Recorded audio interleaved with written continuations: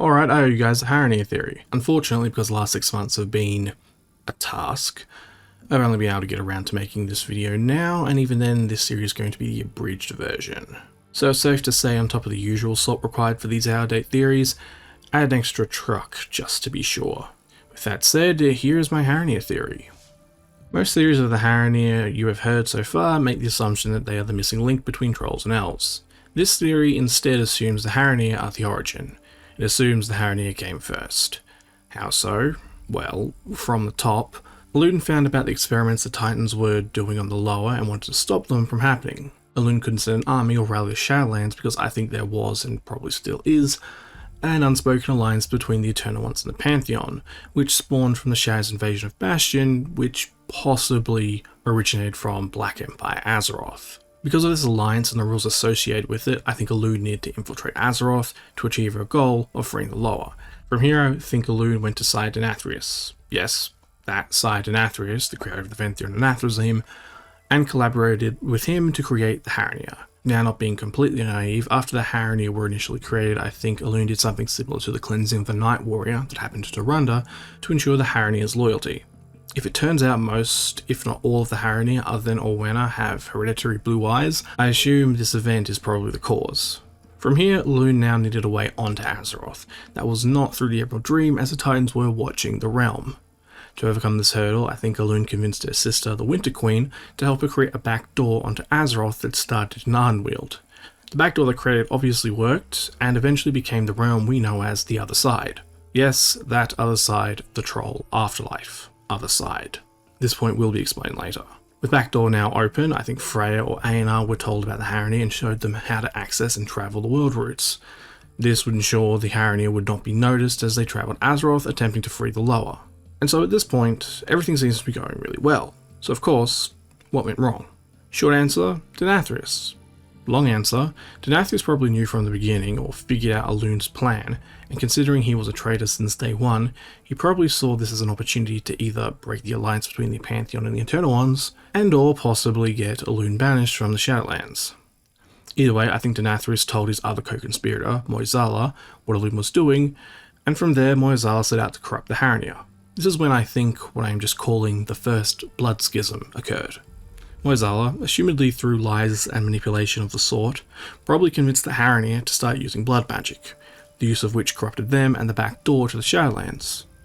I assume this corruption at minimum gave Moizala control over the other side, cut off access to the other side for the Harronir, cut off their connection to Elune, and turned the moon that would eventually appear above the necropolis a nice blood red. Yes, I am basically saying that moon was created by Elune at some point, and then was eventually corrupted by blood magic. Now, unfortunately for Moizala, his arrogance and the likely distraught state of the Harronir were leading them on a path to eventually destroying Moizala. And so, to save his own life, I think Moizala elevated a loyal Harronir called Bwonsamdi to act as the custodian of the other side in his stead, still ensuring some control over the realm, while also blocking anyone else from taking back and or over the realm. And before you start typing what I know you're about to start typing, I think it was in Vol'jin's Shadows of the Horde, Bwonsamdi basically tells Vol'jin troll souls are troll souls. He doesn't care what they look like, only that they are troll souls, and implies that his look just changes with the times, meaning yes, it is possible Bwonsamdi was a Harronir. And unless the trolls or elves have said something about knowing about the Harronir's existence, Bwonsamdi may be one of the few beings on Azeroth that actually know of their history. Moving on, with the Harronir now cut off from their goddess and stranded on Azeroth, I think they started to adapt to their situation, and possibly started to see a split in their culture. The adaptation came in the form of lower worship, and what would eventually become today's troll culture. I think the Harronir started to look after the prisoners they were sent to save, and started worshipping them. And due to lower growing more powerful through worship, this empowered the creatures. I think this eventually led to some of the Harronir turning at least one of the prisons for the lower into a place of worship, that place specifically being called Zal-Nazman, aka Uldir. During this time, I also think it's possible some remnants of Elune worship was either rediscovered or maintained throughout this time. Also during this time, I think some of the Harronir started to hear the call of Azeroth, and started to worship Azeroth as another lower. However, unlike the trolls of Zal-Nazman, they spent more time amongst the world roots beneath the surface. Ironically, this separation in Harronir society separates them into pseudo-wardens and pseudo-sentinels. Now, before I get into the Second Blood Schism, there is of course the Keeper-sized elephant in the room. What in the world were the Keepers doing during this time?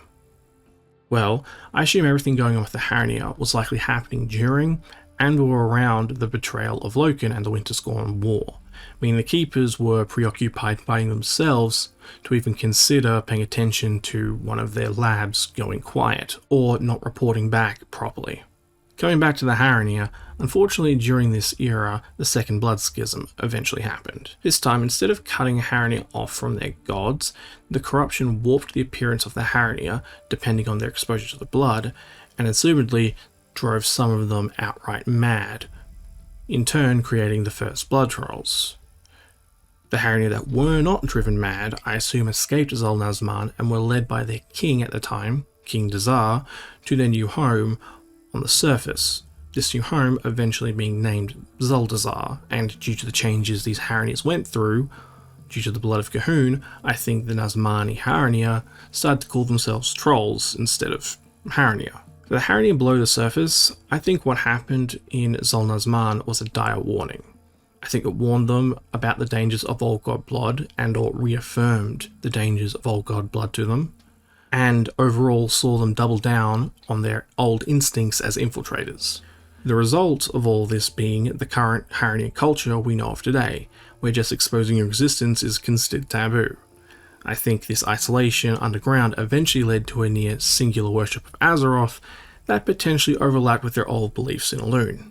And I mean, if the Torah mythology is to be believed, Azeroth and Elune are mother and daughter, so it wouldn't be that surprising if they couldn't tell the difference. Either way, I think this led to the Harronir becoming custodians of the world roots, as not only was it practical for them, but if there is a greater power behind the Harronir's current culture, then that power is most likely where the Keepers had fallen, or at the very least Freya had fallen, and without some form of guardian to look after the world roots, there would be major problems, in that the roots would either run wild and or become heavily corrupted, possibly both. From here, history plays out as we know it. Trollkir War, Rise of the Trolls, group of Marnie trolls split off and likely become the Dark Trolls possibly find the Gem of Elune, which leads them to the Love of Eternity, Arcane Explosion, the creation of things like the Arkandor happen, and the Dark Trolls eventually become elves. Generally, for the most part, the Harronir just remain isolated. However, if there was a time when the Harronir did run into their troll/elf counterparts after the Second Blood Schism, I assume it would have been during either the early or late days of the Dark Trolls and or the early days of the Elves.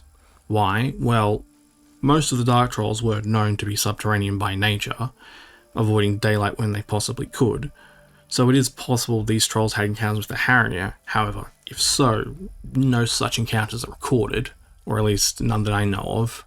The other time the Harronir might have come into contact with the elves/trolls is somewhere in the vicinity of Suramar. The reason I think this is a possibility is because of the old ruins where the Arkandor is planted and the Arkway. Both of these locations heavily imply and partially state the elves/trolls had established subterranean networks in the area, and the center of the Arkway heavily implies that these tunnels went deep into the earth. And so these efforts underground could have seen the elves interact with the Harronir. Oh, and I guess the 9 Elven Wardens, considering how they usually imprison their prisoners, could have also run into the Harronir when building their prisons. Anyway, overall, this is the quick and dirty version of the Harronir origin theory. The theory that assumes the Harronir existed before the Trolls and Elves, and are not the missing link between, assumedly, Dark Trolls and Night Elves, but instead, their origin.